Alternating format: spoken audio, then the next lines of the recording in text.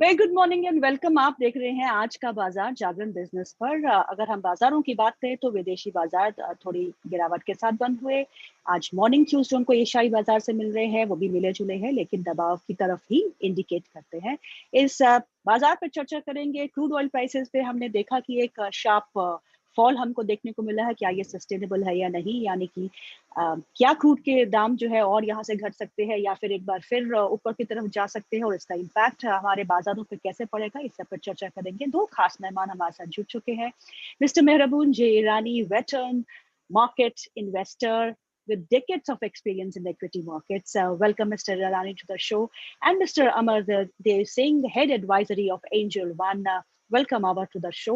I have with me Vivek Mittal भी हमारे साथ है, जो रिसर्च हेड है जागरण के। शुरुआत करते हैं विवेक से। जानते हैं कि क्या है इंटरनेशनल क्यूज और कौन सी ऐसी खबरें हैं जिस पे हमको रखनी होगी आज के लिए बाजार। Good morning Geetu. और अगर देखें तो इंटरनेशनल मार्केट में पहले यूएस से ही शुरू करते हैं। यूएस में कल कुछ खास पॉजिटिव नहीं था। इस समय यही एक सिनारियो दोबारा से क्रिएट हो गया है कि good data is a bad data for the markets, और ऐसा ही कुछ यूएस में देखने को मिला। वहां पर जो मैन्युफैक्चरिंग सेक्टर की ग्रोथ थी वो पॉजिटिव आती हुई दिखाई दी, और जो न्यू जॉब डेटा था वो भी कुछ पॉजिटिव साइड पर था, जिसकी वजह से दोबारा से एक बहस शुरू हो गई है वहां पर कि इंटरेस्ट रेट का जो बढ़ने की रफ्तार होगी वो दोबारा हो सकता है कि तेज हो। और कुछ एनालिस्ट मान रहे हैं कि जून और जुलाई के बाद शायद अगस्त या सितंबर में एक 50 बेसिस पॉइंट का एक नया हाइक और आ सकता है। तो इस बहस के चक्कर में ही थोड़ा मार्केट में कल प्रेशर देखने को मिला। साथ ही एक और कनाडा में भी 50 बेसिस पॉइंट का इंटरेस्ट रेट हाइक हुआ। तो थोड़ा सा इंटरनेशनल मार्केट में अब इंटरेस्ट रेट हाइक होना एक बड़ा सिग्नल की तरह देखा जा रहा है। साथ ही अगर देखें तो ओपेक की बैठक में अभी तक कुछ ऐसा कॉन्क्रीट निकल कर नहीं आया है कि रशिया को उन्होंने सैंक्शन किया है या नहीं किया है कोटा सिस्टम से। लेकिन हाँ, ऐसा जरूर थोड़ा बहुत निकल कर आ रहा है कि सऊदी अरब हो सकता है कि आउटपुट बढ़ाने की तरफ ध्यान दे। तो ये एक कुछ हद तक क्रूड ऑयल के प्राइसेस को थोड़ा सा आज शॉर्ट टर्म में प्रेशर में डाल सकता है। बाकी अगर रशिया को कोटा सिस्टम से बाहर रखा जाता तो ये शायद कुछ बड़ा पॉजिटिव होता इंडियन मार्केट्स के लिए। तो अभी ऐसा कोई क्लू नहीं है। साथ ही अगर मई में जीएसटी कलेक्शन का डेटा देखें तो वो पॉजिटिव है, करीब 1.4 लाख करोड़ अगेन अप्रैल मई महीने में जीएसटी कलेक्शन आया है, जो कि अप्रैल मंथ का कलेक्शन होता है। ऑटो कंपनियों के in line with estimate sales के डेटा रहे हैं, तो ये एक पॉजिटिव इंडियन मार्केट के लिए देखा जा सकता है। अगर एफआईज के क्यूज देखें तो अगेन कैश मार्केट में सेलिंग थी उनकी करीब 1930 करोड़ रुपए की। डीआईज को सपोर्ट देते हुए नजर आए, करीब 1000 करोड़ की उन्होंने बाइंग की है। अदरवाइज एफआईज का index future, index option, stocks future और स्टॉक ऑप्शंस चारों ही सेगमेंट में बिकवाली देखने को मिली। तो ओवरऑल एफआईज की तरफ से कोई पॉजिटिव सिग्नल अभी भी नहीं आ रहे। मिस्टर ईरानी, मेरा से पहला सवाल आपसे होगा। अगर हम मंथ ऑफ मई की बात करें, वहां पे थोड़ा बॉयंट जीएसटी नंबर्स हमको देखने को मिले। Blockbuster auto sales core data थोड़ा पॉजिटिव लग रहा है, पीएमआई नंबर्स पॉजिटिव आए। तो आपको क्या लगता है कि India is little better place than other developed nations और other emerging markets? Market angle से अगर आप मुझे लिंक करने को कहेंगे तो मैं कहूंगा कि जब तक हम कहते रहेंगे कि India is better place than others, India is better place than others, India is better place than others, तब तक मार्केट का क्लियर बॉटम नहीं आएगा। I think we need to understand कि ये भी जो ग्रोथ दिख रहा है बेसिकली ईयर ऑन ईयर कहो या जो भी कहो, आई थिंक मेरे को भी प्लेजेंट सरप्राइज हो रहा है कि फ्यूल, पेट्रोल और डीजल के जो कंजम्पशन के नंबर्स कल आए थे, I think they were quite good. रही बात जीएसटी कलेक्शन की, भले वो अप्रैल महीने से थोड़ा कम दिखे, it is clearly because of the fact that every year April is always on the higher side. लेकिन ये प्राइसिंग इफेक्ट है। प्राइसिंग इफेक्ट का मतलब जो चीज 1000 रुपए में बिकता था आज 1100 में बिकता है, और 1100 पे आप 18% या 5% लगा तो जीएसटी कलेक्शन बढ़ना इट्स नेचुरल। लेकिन प्रॉब्लम इस बात का है कि कंट्री में आई थिंक 95% ऑफ पॉपुलेशन आज भी वही लेवल पर काम कर रहा है जो लेवल पर वो 2019-20 में था। His standard of living has not increased. The balance 3 to 5% of population आज हेवी स्पेंडिंग कर रहा है। So you see the growth in luxury cars. I have got contacts in a company like Mercedes. I think वहाँ पे sales are at an all-time high. Order pipeline लंबा है, तो does it mean that economy is doing well और a segment of population is spending big money because they have earned money? So I think all this will take time. Yes, आपका सवाल का जवाब एक ही रहेगा कि India is definitely better placed, but is that reason enough to be bullish? Answer is, can we be in isolation? I think दीवार पर लिखा गया है अभी कि ultimately global growth is going to come down. I think Indian government ने budget में जो भी assumptions लिए थे वो basically growth चलते रहेगा, दूसरा था डिसइन्वेस्टमेंट होगा और तीसरा था कैपिटल फ्लोस आएगा. ना तो कैपिटल फ्लोज आ रहा है. Growth now people are realizing growth is going to come down as compared to what it was assumed. और disinvestment की बात करें वहाँ पे भी आप देखिए BPCL निकल गया, आने वाला नहीं है अभी के लिए. LIC का IPO भी आधा से कम हो गया. So I think all three assumptions right now have gone a little bit awry. So I would not blame anybody. The point is this is a period of uncertainty. India is definitely better off. लेकिन कोई major trigger नहीं है जिसके कारण हमको लंबे समय के लिए अभी के लेवल पर तेजी करनी है. लेकिन जरूर एक बात है कि जो हम लोग ने रिकवरी मार्केट में देखी है पिछले 3-4-5 दिन में, मेरा पर्सनल मानना है और मैं गलत जा सकता हूँ, this recovery according to me should continue for some more time. But is the bottom in place? I honestly don't think so, but the top is certainly in place for the entire year of 2022. ये मेरा मानना. अमर, आप क्या मानते हैं बाजार की levels पे? अब जैसे कि हमने देखा कि 2-4 दिन से Nifty is holding up about 16500 nicely. Will these levels sustain? I would say that यदि मैं मार्केट्स को देखूं, चाहे ग्लोबल मार्केट्स और डोमेस्टिक मार्केट्स और निफ्टी को देखूं बेंचमार्क में, तो कहीं ना कहीं स्ट्रक्चर में, तो टेक्निकल जो स्ट्रक्चर जिसे कहते हैं उसमें तो there is a change, there is no doubt about it. And what we are seeing is कि Nifty more or less had a double bottom formation, because यदि मार्च की बात करें तो मार्च में निफ्टी ने 15,671 का एक लो बनाया था, और रिसेंटली भी यदि देखा जाए तो 15,740. तो more or less 15,600, 15,700 is acting as a very strong support base for Nifty, and we are seeing a bounce back. लेकिन यदि मैं टेक्निकल इंडिकेटर्स देखूं, और चाहे वो मीडियम टर्म हो या लॉन्ग टर्म हो, तो वो कहीं ना कहीं ये जरूर दिखाता है कि मार्केट में देयर इज फैटीग, मार्केट में there is that earlier the momentum which was that is missing. And short term में we are seeing some upside move, because if you see the market almost 18,000 plus, there was a sharp correction, and we are seeing currently around 16,500 plus. Upside की बात करूं तो 16,600, 16,700 immediate short term की मैं बात कर रहा हूं. ये काफी क्रूशियल रेजिस्टेंस जोन है, और इसे मैं थोड़ा सा एक्सटेंड ये करूंगा कि यदि 16,700 के ऊपर सस्टेन करता है, then we could see up move towards से 16,900, 17,000 लेवल्स. बट मंथली चार्ट्स पे मैं एक बार यदि उसे देखता हूँ, स्टडी करता हूँ, तो वो कहीं ना कहीं मुझे दिखाता है कि जो मेजर रैली हुई थी वो उसके बाद अभी कंसोलिडेशन जरूर देखने को मिल रहा है टेक्निकली. और यदि मैं वीकली चार्ट्स पे देखूं तो वहां भी यही दिख रहा है कि मोर और लेस मार्केट हाई लेवल्स पे सस्टेन कितना करता है वो देखना होगा. लेकिन ये जरूर है कि 15,600, 700 is a major support zone.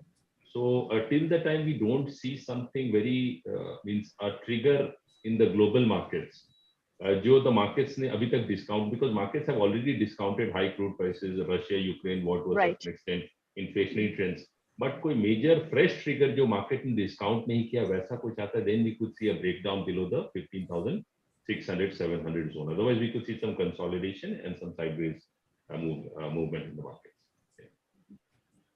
Mister Irani, इस समय दुनिया भर में बहस एक मुद्दे पर चल रही है कि क्या हम इकोनॉमिक स्लोडाउन को प्राइस इन कर चुके हैं या आने वाले रिसेशन को भी हमने प्राइस इन ही नहीं किया है. तो आपको क्या लगता है, इंडिया का सिनारियो कहाँ दिखता है आपको? बहुत ही अच्छा सवाल पूछा आपने. आई थिंक मैं कहूँगा कि basically ultimately process of adjustment होता है, and I think share prices are adjusting to the fact कि earnings growth is going to slow down. Share price का मतलब क्या होता है? शेयर प्राइस बेसिकली आप कहोगे प्राइस अर्निंग रेशियो होता है. अब प्राइस अर्निंग रेशियो जो होता है it's determined by the growth rate. अगर जो कंपनी 25% पे ग्रो करती है, अभी वो अल्टीमेटली 18% पे ग्रो करेगी, तो why should it enjoy the same valuation? कहीं पर फॉरेन इन्वेस्टर्स ने पहले परखा, बेचते गए और हम लोग कह रहे थे कि कोई बात नहीं, बेचेंगे फिर से आएंगे। रिटेल इन्वेस्टर्स के पास आज मैक्सिमम होल्डिंग है पिछले करीबन 9 साल की। I think retail investors have never held this much of quantity of Indian shares. बाकी क्या शेयर्स किसके पास है? म्यूचुअल फंड्स के पास है, और फॉरेन इंस्टीट्यूशनल होल्डिंग आज लोएस्ट है पिछले 10 साल की। सो आई थिंक ये प्रोसेस ऑफ एडजस्टमेंट होगा अल्टीमेटली प्राइस में। अगर कहीं पर रिटेल इन्वेस्टर जो आज भी शेयर्स पकड़ के बैठा है, अगर बेचने को आता है तो ये शेयर्स खरीदेंगे कौन? ये भाई डेफिनेटली होना चाहिए, बट कहीं पर मैं कहूंगा कि at least 10 to 15% of stocks in the market कहीं पर मुझे लगता है बॉटम आउट हो चुके हैं। ऑल्सो हर बेयर मार्केट में, मेरा पिछला 25 साल का अनुभव है, हर बेयर मार्केट में एक शार्प बाउंस बैक आता है और लोग मानते नहीं है।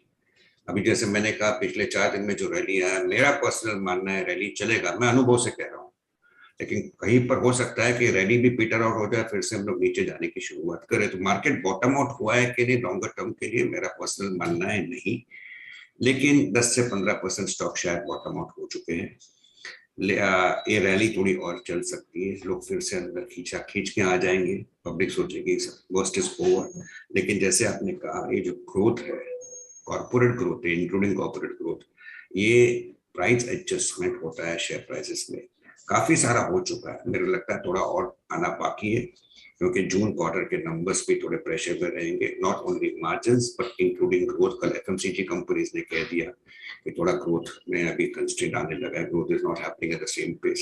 और ये सारा मुद्दा है इन्फ्लेशन पर और इंटरेस्ट रेट्स पर। ना both this factors are going against us, which were in favour of us. और तीसरा फैक्टर है लिक्विडिटी, जो पैसे आसानी से मिलते थे सेंट्रल बैंक से, आई थिंक सेंट्रल बैंक फिर से खींच रहे थे। ऑल 3 फैक्टर्स जो पॉजिटिव थे नेगेटिव हुए, और ये पूरा process of adjustment share market में जो होता है वो प्रोसेस चालू है। मुझे लगता है थोड़ा सा और धक्का बैठ सकता है आगे चल के, और उसके पहले एक रैली जरूर आ सकती है। जी अमर, अगर देखें तो जिस तरह से ईरानी से भी बता रहे हैं कि एक प्राइस एडजस्टमेंट हो रहा है, लेकिन अभी भी कुछ ग्रुप्स ऐसे हैं जहां पर कि शायद प्राइस एडजस्टमेंट पूरी तरह से नहीं हुआ। लाइक अदानी ग्रुप को ले सकते हैं कि अगर हम 2018-19 के लोज से उनके प्राइजेस को देखें तो शायद 45 रुपए का शेयर 2500 का हो गया, 3000 का हो गया। तो क्या आपको लगता है कि जो ये छोटे छोटे बहाने चल रहे हैं कि अदानी ग्रीन का स्टॉक एमएससीआई इंडेक्स में उसका वेटेज कम हो गया है, तो 2 दिन से अदानी ग्रुप्स के स्टॉक्स की पिटाई हो रही है, आपको क्या लगता है कि अदानी ग्रुप्स के स्टॉक्स में अभी और पिटाई होना बाकी है, या कुछ वहां भी अभी रूम है कि यहाँ पर शायद ये सेफ ग्रुप है, इंडिया के नंबर 1 रिचेस्ट का ग्रुप है, तो थोड़ा हमें डिफेंस मिल जाएगा? देखिए, एक बात समझनी बहुत जरूरी है कि मार्केट ये सब पे बहुत ज्यादा केयर नहीं करता है। मार्केट अपने हिसाब से चलता है, और मार्केट जो है वो स्टॉक, जैसे ईरानी सर भी बोल रहे थे, तो स्टॉक के जो मेजर फंडामेंटल्स हैं और इकोनॉमी पे उस पर डिपेंड करता है। तो यदि अदानी ग्रुप स्टॉक्स को देखें तो they have had a dream run. Last if you see 3 years or so, it has been a dream run for Adani stocks.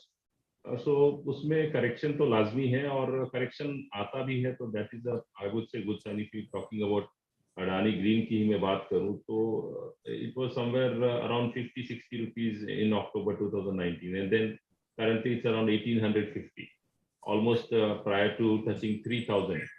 So kahin na kahin I think any market mein, any stock mein correction is always a healthy sign as long as the uptrend remains intact. तो मैं ये मानता हूँ कि stocks तो definitely they are witnessing some correction. Adani की green की बात करूँ तो उसने करीब एक 1500 के लेवल पे एक स्ट्रॉन्ग सपोर्ट बेस बनाया है।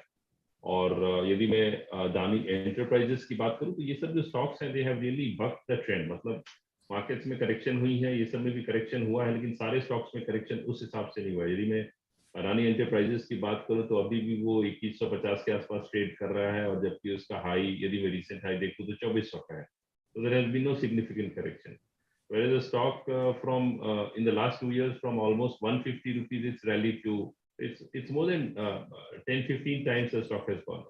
एंड स्टिल टेक्निकली यदि मैं देखूं तो अडानी एंटरप्राइजेस का लॉन्ग टर्म चार्ट भी काफी पॉजिटिव है। इसका मतलब है कि यदि मार्केट में इसमें करेक्शन भी आता है तो the stock is going to hold. And talking about one more Adani stock, so say we look at Adani Power. Adani Power continues to be extremely strong on the charts. I would say one of the strongest long-term charts it has.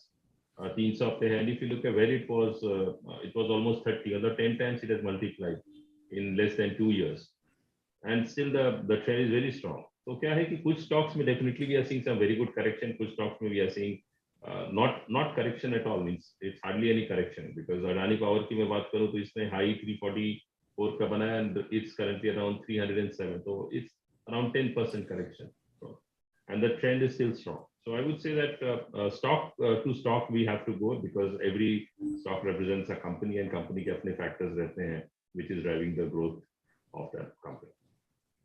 Mister Rani, आपने अभी कहा कि 10 से 15% stocks जो listed है exchanges पे, आपको लगता है कि कहीं ना कहीं वो बॉटम बना चुके हैं, तो कौन से सेक्टर से ये स्टॉक्स है, और अगर आप स्टॉक स्पेसिफिक हो पाए तो स्टॉक्स के नाम भी बता दीजिए।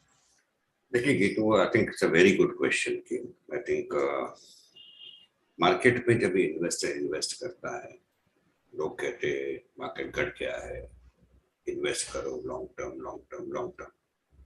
ये कहना आसान है, इम्प्लीमेंट करना डिफिकल्ट, क्योंकि जब ये बाजार करता है हिम्मत छूटती जाती है, क्योंकि जैसे बाजार करता है लोग कहेंगे 12,500 आएगा, 14,000 आएगा, 14,800 आएगा। तो यहाँ पर छोटे इन्वेस्टर्स या फिर HNIs ऑल्सो थोड़ा सा डरने लगते हैं। अभी भी पकड़ के बैठे हैं, बराबर है, अभी भी सकम नहीं किया है, लेकिन उनके लिए मैं कहूंगा कि एक चीज ध्यान में रखना चाहिए कि बाजार भले घटा हो, काफी सारे स्टॉक्स 30, 40, 50, 60% घटे टॉप से। दूसरी बात रही है कि जैसे आपने पहले कहा था, जो पॉइंट को मैं फिर से इलैबोरेट करना चाहूंगा कि इंडिया की स्टोरी फिर भी आज भी अच्छी है रिलेटिव टू द वर्ल्ड, लेकिन इन्फ्लेशन और इंटरेस्ट रेट का मुद्दा थोड़ा टाइम तक चलते रहेगा। तो ये जो स्टॉक्स कटे हैं, खाली कटे इसलिए मत लेना। जैसे I think it was mentioned by the other person that भले स्टॉक कटे हो, द पॉइंट इज वैल्यूएशन आज भी काफी सारे महंगे हैं इन मेनी पॉकेट्स। अभी आपका सवाल कि क्या लेना चाहिए, मैं कहूंगा लेने के समय एक ही चीज ध्यान में रखना कि आज भी इंडिविजुअल स्टॉक्स जो मैंने कहा था काफी सारे बॉटम हो चुके होंगे, तो स्टॉक्स है बाउंस्ड। तो आज के लेवल से, कल के क्लोजिंग के लेवल से मैं कहूंगा स्टॉक्स आज भी तैयार रहिए कि अच्छे से अच्छे कंपनी जो रिएक्ट हो चुके हैं आज भी कहीं पर 5 से 10% और घट सकते हैं, लेकिन upside should be at least double of what it is. So if the downside is 5 to 10% and upside is 20 to 30%, go and buy that stock. इसमें मैं कहूंगा कि मुझे शुगर सेक्टर पसंद है, क्योंकि I personally believe it's a structural change happening. I think ethanol का story will be a very big story. तो इंटरनेशनल प्राइसेस ऑफ शुगर के अनुसार स्टॉक्स में correct here and there, export पे बैन हुआ है, ठीक है यार, होता है, but ultimately this is not permanent. India is a country which produces a lot of sugar, so मैं समझूंगा शुगर स्टोरी अच्छी है। वेस्ट मैनेजमेंट है, जैसे कंपनी लाइक एंथनी वेस्ट, कल जो स्टॉक 8% अपना खराब बाजार में। I think those type of companies, because waste management है, water management है, fertilizers है, चीनी है, I think these are the sectors where India will provide a lot of focus going ahead. Agrochemicals और एक सेक्टर है, अगर बारिश अच्छा होता है एग्रोकेमिकल्स में कंपनीज लाइक पंजाब केमिकल्स है, यूनाइटेड फॉस्फोरस है, I think they should do well. And if a investor who is watching your show right now समझता है कि ये स्टॉक मुझे 900 में पसंद था, आज 750 हो गया है, 750 का 700 होगा, लेकिन अगर फिर भी 900 हुआ जहां पे मुझे पसंद था, I am getting clear 20% return. This is the way I would से an investor should be thinking, rather than bothering कि 15,500 पहले आएगा या 15,000 पहले आएगा कि 17,000, because वहां पे let's be honest, जब मार्केट ऊपर जाएगा आप ultimately will buy shares at a level higher than where it is today. Somewhere, if you believe you're a long-term investor, somewhere you have to go and buy, और जो stocks काफी सारे correct हो चुके हैं and have rallied quite fast in the last few days of the market, I think those are the stocks which you should possibly look at from the angle of investing. Beautiful insight, sir. Really बहुत helpful रहेगा हमारे निवेशकों को जो आपको सुन रहे हैं इस समय। अमर, कौन से ऐसे स्टॉक्स या चार्ट्स पे जो सिग्नल कर रहे हैं वीकनेस या फिर स्ट्रेंथ, जो आप क्लोजली ट्रैक कर रहे हैं? देखिए स्टॉक्स में जिनमें स्ट्रेंथ एक दिख रहा है, मतलब Voltas is one definitely one of the stocks which has corrected, if you look at it, from almost 1400 levels to around 1040, and it is seeing some signs of pullback. So this is one stock which is showing some signs of strength. But we need to remember that overall the trend of the market is that higher levels will be met with selling pressure. So it's more of I would say a buying and some booking profits at some level. Technically, if you look at, so Voltas is one of the stock which is quite good. Then BEL definitely, Bharat Electronics. ये एक stock है which is, you can say, कि has bucked the trend. In spite of market correction, this is one stock which is really holding out, and the structure of the stock is also extremely strong on the long term, on the medium term. So because पहले क्या था कि ये stock was unable to reach the 200 mark, so is trading above that level. So एक base बन गया है, currently it's around 240, 245 levels. So any correction in this stock can be used as a buying opportunity, upside 260, 265. देख सकते हैं, that's one stock one can definitely look at. And in the banking space, Union Bank is one stock which we've seen some very good correction and then consolidation. Currently it's around 38 odd levels. Downside इसमें limited लगता है, upside towards 45-50 levels you could see. So this one stock, again one stock one can look at. So these are a few stocks which one can look at. Irani sir, आपने sugar की बात की थी। Renuka sugar में अगर हम देख रहे हैं कि पिछले 2-3 दिन से बहुत स्ट्रॉन्ग एक्टिविटी है, 40 से करीब 50 पार हो गया है, थोड़ा एक प्रेशर वाले मार्केट में भी। और कल एक न्यूज भी थी कि महाराष्ट्र का जो शुगर प्रोडक्शन है दोबारा से यूपी से ज्यादा हो गया। तो क्या आपको लगता है कि केवल एक यही रीजन है कि रेणुका शुगर जैसे काउंटर्स में बाइंग आ रही है, या कुछ और भी मतलब लगता है कि शुगर स्पेस में UP based sugar versus Maharashtra based sugar versus कुछ साउथ के प्लेयर हैं, इन तीनों ही अगर रीजन में देखें तो आपको कौन से शुगर रीजन वाइज अगर देखें तो वो कंपनीज ज्यादा अच्छी लग रही हैं? ओवरऑल शुगर में कौन सी कंपनीज है जो वैल्यू अट्रैक्टिव लग रही है? रेणुका के बारे में स्पेसिफिकली मुझे कुछ ज्यादा ज्ञान नहीं है और मैं उचित नहीं समझूंगा उसके बारे में कहना, बिकॉज वहाँ पे कुछ कॉर्पोरेट डेवलपमेंट भी हो सकता है, मुझे आइडिया नहीं है। लेकिन मैंने जो शुगर के बारे में कहा, और मैं इतना कहूंगा कि commodity stocks, including metals, including ferrous, non-ferrous, agri commodities, sugar जैसे, चावल जैसे, I think वहाँ पे पैसा बनाना has never been easy, क्योंकि आपको साइकिल को परखना थोड़ा डिफिकल्ट होता है। People ultimately buy at the top end. इस बार मैंने शायद पिछले 15-20 साल में पहली बार पिछले 6-9 महीने से मैं शुगर पे पॉजिटिव हुआ हूँ, और मेरा पर्सनल व्यू है, और फिर से कहूंगा, डिस्क्लोजर देता हूँ, पर्सनली इन्वेस्टेड हूँ 2-3 शुगर स्टॉक्स में, और मेरा पर्सनल व्यू है कि and I could go wrong, कि स्ट्रक्चरल स्टोरी चेंज हो रहा है। आई थिंक अल्टीमेटली अंडरस्टैंड करना चाहिए कि रॉ शुगर फ्यूचर्स इंटरनेशनली बढ़े हुए, वो एक बात अलग है, लेकिन इंडिया में खास करके इथेनॉल की स्टोरी जो है, it will only play out more and more over the near future, may be 1 to 3 years you will hear more and more of it. तो प्राज इंडस्ट्रीज जैसी कंपनी ठीक है, लेकिन शुगर में मैं समझूंगा जो बड़े कंपनीज है, खास करके कंपनी का बलरामपुर चीनी, I think it is readying itself for doing this type of things. Thampur Sugar भी देखिए, I think so there are individual names which I believe will do relatively well than others, because they are not going to only be in sugar, but they will also spread to ethanol. और बलरामपुर चीनी ने management conference call में clearly कहा है। उसके सिवाय मैं कहूंगा दालमिया भारत शुगर एक कंपनी है जहाँ पे मैं समझूंगा मैनेजमेंट टॉप क्लास है।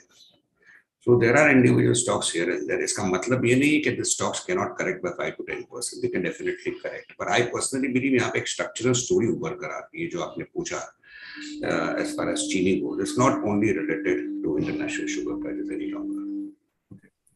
अमर, अगर कुछ एक खबरें आ रही हैं लाइक कि यस बैंक का एक 48,000 करोड़ रुपए की उनकी स्ट्रेस की लोन बुक थी, जिसको वो 25% प्राइस पर ही बेच रहे हैं, यानी कि करीब 12,500 करोड़ रुपए में अमेरिकी कंपनी को बेच रहे हैं। That's ARC company from America. तो अगर ऐसा कुछ डील होता है, सो यस बैंक चार्ट पर कैसा लग रहा है? दूसरा कि एक और इम्पोर्टेंट पॉइंट था कि मार्च अप्रैल 2023 में जो उनका 3 साल का लॉक इन पीरियड था, जिसमें कि अपने स्टेक को किसी और को नहीं बेच सकते थे, वो लॉक इन पीरियड भी समाप्त हो रहा है। तो ऐसे में यस बैंक पर आपका एक शॉर्ट टर्म आउटलुक और mid term outlook on the charts कैसा लग रहा है?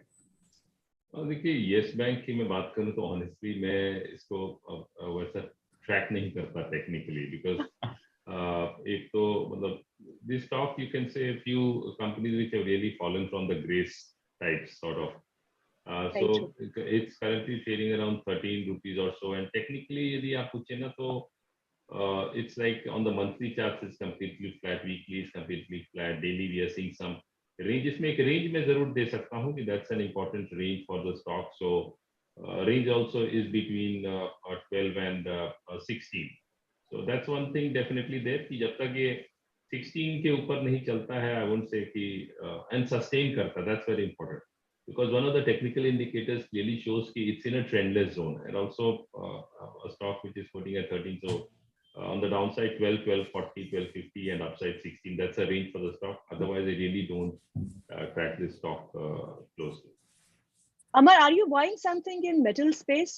जो हमने वहां पर तोड़-फोड़ देखी है, उसके बाद आपको लगता है कि कुछ बनता है किसी शेयर में खरीदारी? I think you asked a very good question. See, what we've seen in metals, ना चाहे वो यदि मैं Tata Steel की बात करूं तो that's seen almost from 30% correction. If I look at SAIL, that's seen almost 50% correction. So SAIL has really corrected quite well, and it's around major support levels. Technically, if you look at it, it's around major support levels. So this is one stock one can look at, because downside seems to be limited. Around 68, 70 is a major support zone for the upside. Immediate, if the stock rallies, it could trade towards 9,500 odd levels. And the other stock I would say to look at is JSW Steel also, because this also stock has corrected from, if you look, almost 800 levels, currently around 570. It's around major technical support level. So इससे क्या होगा, इससे नीचे फिलहाल वो जाता दिख नहीं रहा है.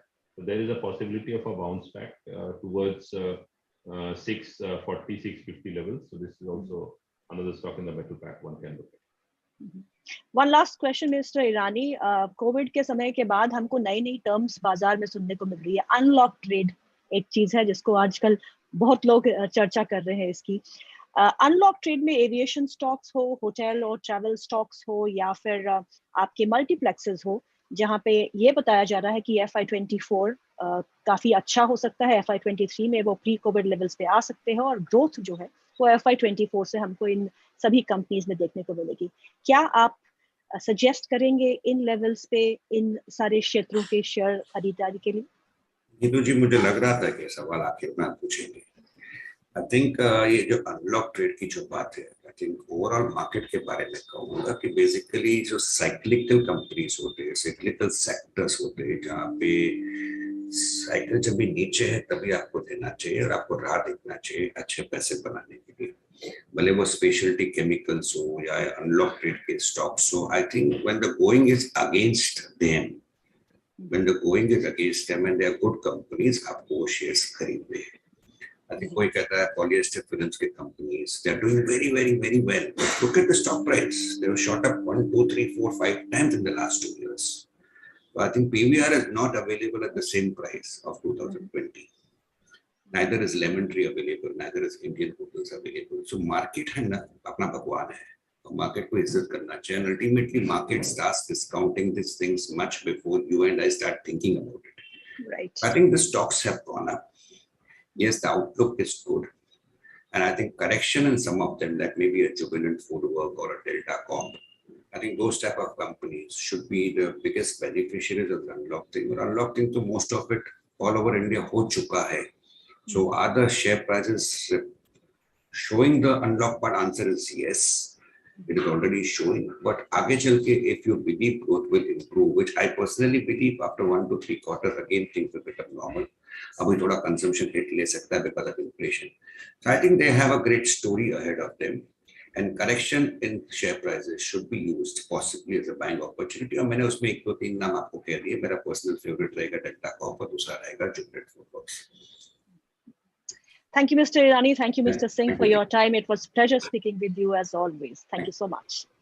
विवेक, आपका भी बहुत बहुत शुक्रिया। प्रोग्राम को यहीं समाप्त करते हैं। कल इसी समय पे फिर मुलाकात होगी एक नए नजरिए के साथ शेयर बाजार, आज के शेयर बाजार में। Thank you for watching.